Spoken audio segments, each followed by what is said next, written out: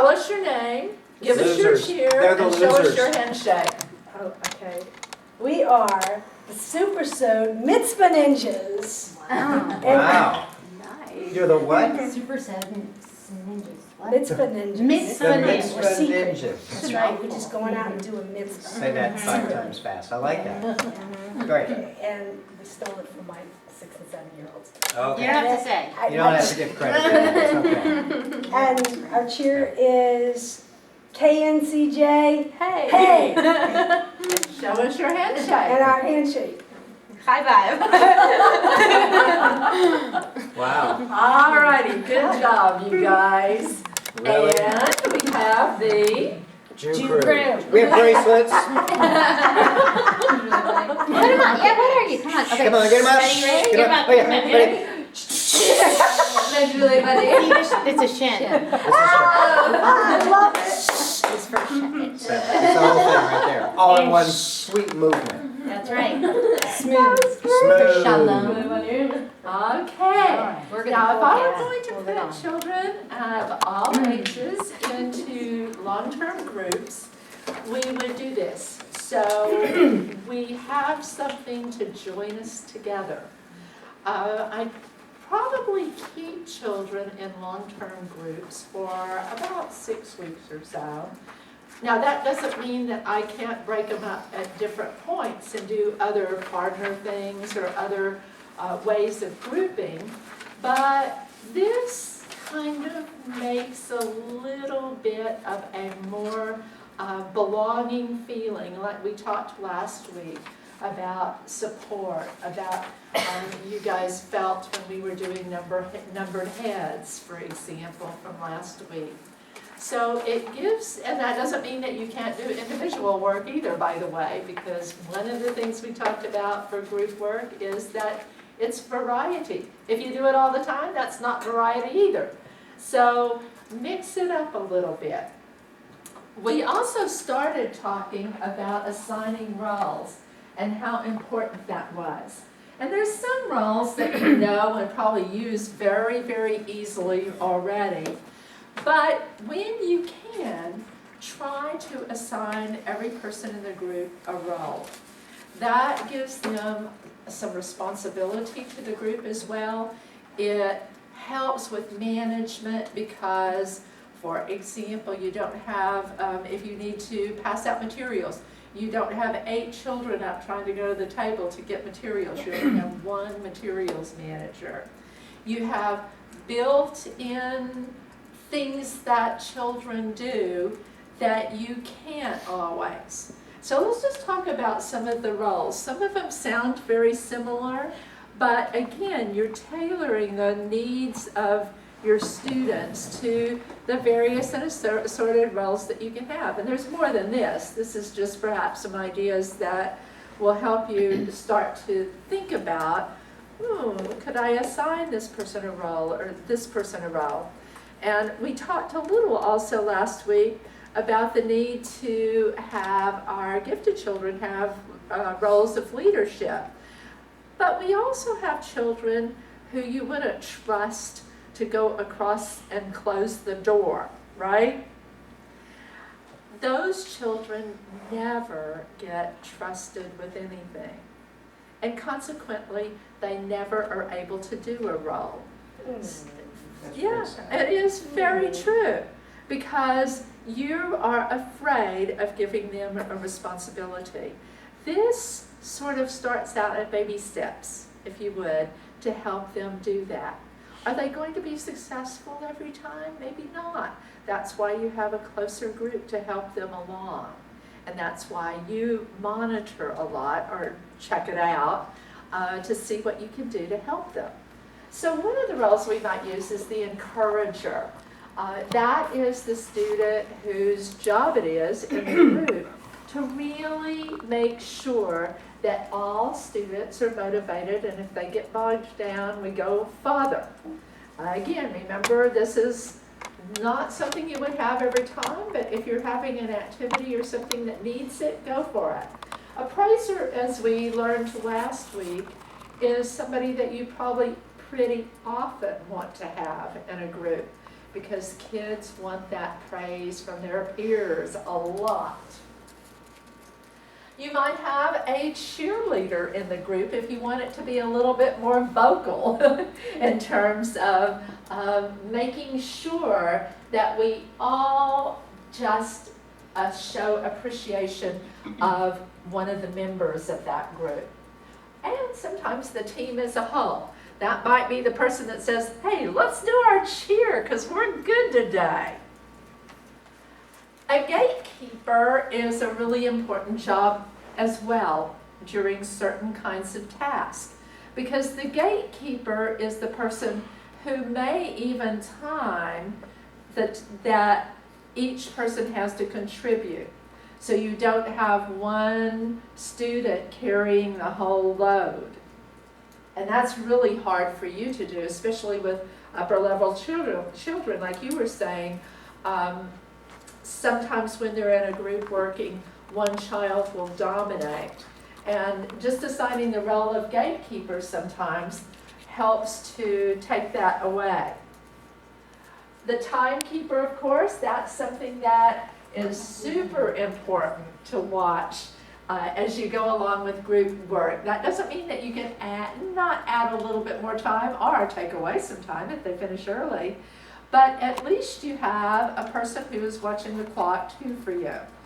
If you're monitoring, if you're going around and helping students, pretty often you lose track of the clock, particularly new teachers do, and very experienced teachers do. But if you have timekeepers within your group, you have more eyes watching the clock.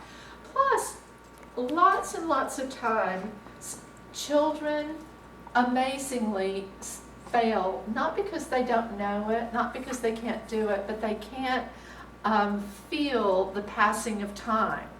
And a timekeeper really helps with that.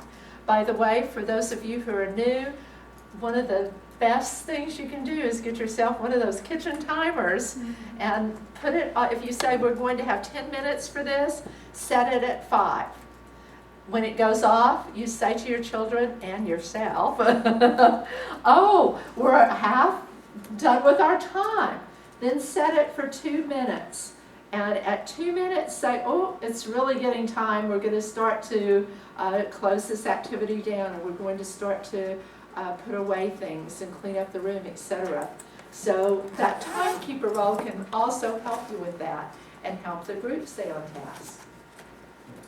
A coach is one member of the team who really, really looks in terms of checking answers. If you're doing a group project together and there is answers to check, that's the person who will go around and say, you know, what's your answer, what's your answer, what's your answer? And that is part of that. Kids sometimes can help teach each other almost better than you can sometimes. Fletcher, teach. The teacher is going to be on her computer or on her cell phone or iPhone. I'm kidding. Oh. Sorry, I was going to say, I think they're going to be on that camera. Or we can figure out a way for you to get them. This one is a good one too. And that is the question commander. This goes with the rules of first 3 and then me. That is, that saves you from going around to every person who has their hand up. Part of group work is creating an interdependence, if you would, on your group members first. And again, that's helpful for kids to teach each other. So if I have a group of 3, and let's say 2 members of the group have their hands up, I'm not going there. It's the question commander who has to make sure that she asked every one of her group members before she raised her hand. And then all of them have to have their hands up. But they have to check with their group first before they ask me. And that keeps you from answering a lot of questions that are repetitive. Ask your group first. Okay. I don't understand. That lost me. What's the point of that? So if I had a question, I would ask you, Mm. and then you would answer me, but what if you're wrong? I think that's what you would ask for also. What if you're the question commander? No, it's all your group. You would ask Oh, it's the whole everybody group. Okay, so I'm asking the group my question, and get a right? consensus. That's what that means. So I'm gonna ask you guys. Mhm. And you And, guys are and gonna what if tell they me- don't know? Right, So this is. Then you all put up your hand and then I come. Mhm. okay, so if I'm asking a question that, because frequently in group settings, no one ever wants to raise their hand and be the first person to ask a question. But I've always heard that if somebody has a question, then very likely someone else has the same question. I mean, So that's, I yeah, guess where sure. I'm coming from in this. Mhm. If that's the case, mhm. and I've also been in groups where I've totally screwed it up and thought I knew what was going on, and I'll say, Right. oh, yeah, well, here's what that's all about, Mhm. and I'm wrong, and now you guys all agree with me. So Mhm. now we've got to learn to think. But if everybody is going, Because I'm oh, so good Yeah, but I at think the convincing you that I'm consensus right. or the But we might non-consensus say, is the "But learning. you know what, Dolph, What? it's really this way. And Really? This is how I see it. And then, And then. Yeah, she that's might so chime Jewish, in and right? say, You get Yeah. five opinions. out of 4 people. Yeah, more than that Exactly. usually, yeah. On the other hand, Yeah, exactly. yeah. Here's my only issue. I like that because Well, basically you're supposed to There ask is the everyone. one- you're saying that Mhm. you're sort of enforcing the idea that collective kind of learning is a value, period, one way or the other. My problem though is that in religious school, there's absolutely no motivation to do that because, and they will sit there and talk. So, I mean, I think it's great for long-term projects or big projects where there's a reason that they have to come up with something. Or maybe after a year when they just think you're like the Mashiach and they'll do whatever you say. That's never happened to me. So, you know what I Bless mean? your I just, heart. it is. And you also don't have a lot of people in your in your class. And consistency of showing up. Yeah. However, Right. again, going back to a little bit of what we said last week about motivators, and I know Yeah. John will get into that a little bit more with you, Mm. but I do want you to think about motivation. Now, you guys Yeah, that's what I'm saying. were thinking already in terms of being a part of a group. Mhm. And when we set up just a little bit of competition between groups, all of a sudden, you guys were like, oh, yeah, we're this group, we're gonna get the answer right, we're gonna do this. Mhm. And just that intergroup, but competition already started you guys on the road to a bit more motivation. Mhm. So think in terms of that, and think in terms of, as we go along tonight a little bit more, think in terms of what can I offer for, let's say, extra points? Because maybe I want to move them along what into points? something. Where Well, do they go what's in a religious valuable school? to your kids? See, so I think I do understand what you're saying, but I'm saying that it's a very different paradigm when you have 50 minutes and there's no incentive to necessarily get something correct, right? So for instance, his group, which I happen to know, are a bunch of performers, right? So when I asked them to make a video and they got competitive about the performance aspect of it. Ah. So that was great. It was like Saturday Night Live, you know? Oh. But- You know, It's this whole thing seems to me, it's a playtime. I don't see a learning here. The Oh, truth but of the hold matter on that, is- hold on to that before too long. That's, okay. Yeah, Because you're just hold on hardcore. to that one, because we're gonna do a learning activity in just 1 second. I was just trying to figure out like how many people does this are all these jobs for different groups? Like If you have 3 people in a group, try to assign 3 of these different ones. Just pick and Okay. choose according to whatever task that you're doing. You know, sometimes you might not need many of these. Other times you're going to have some of these. like 6 people in a group, like and everyone having one of these jobs seems like too much a little bit. Yeah. It could be. You don't have to assign everybody a job, but if you can, and if you have long-term groups, leave their jobs for a little bit. Leave their jobs for a week. so that they become real familiar with them. If you have little children, you may want to have little placards or little desk things, I can't think of the name of them, but Place cards. yeah, place cards. Tent. I kept saying name cards, that's not exactly it. But so they remember what their job is and they get familiar with it. Okay, so a checker, that would be the person maybe that checks all the answers if you're doing papers together. So it also means that maybe not everybody got something correct. So that person would go back and say, ooh, let's try one more of this kind of problem or one more of whatever we're doing here. He needs to know what he's doing. Yeah, he does, or she. Right? Oh, here's a good one, the taskmaster. Because really, you would like a group to take care of itself and not have you be the corral person 100% of the time. And so the taskmaster is hopefully somebody who is appointed to take on that task a little bit. So you have a timekeeper very often, and that person's going, uh-oh, we only have 5 more minutes. And the taskmaster is going, we've got to stop fooling around. We've got to get on this right now or we're not going to finish. Some more common ones are the recorder, or the presenter, speaker. Those are obvious. Secretary, however you'd like to call it. With little kids, you might have funnier names than with bigger kids, but those might work.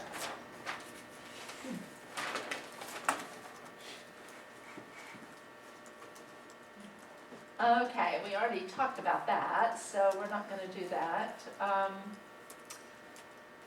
going to skip over here. Okay.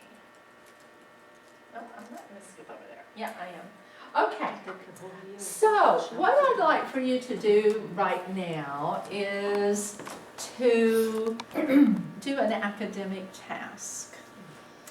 And I'm going to ask you to number off 1, 2, 3, 4 in your group. 1, 2, 1, 2, 3, 4. Okay. Now, we're going to do a model called Jigsaw. That means that each one of you are going to have a piece of the puzzle.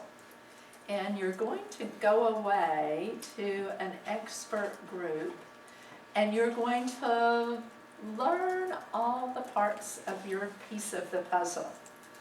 And while you're there, I would like for you to come up with a visual to show your group to help them learn. Okay? So, as we do this, be thinking about coming back to your group, because you're going to be responsible for teaching your group when you come back. Okay? All right, so if you are a 1, would you come to this table? If you are a 2, I'm going to ask you to go to that table.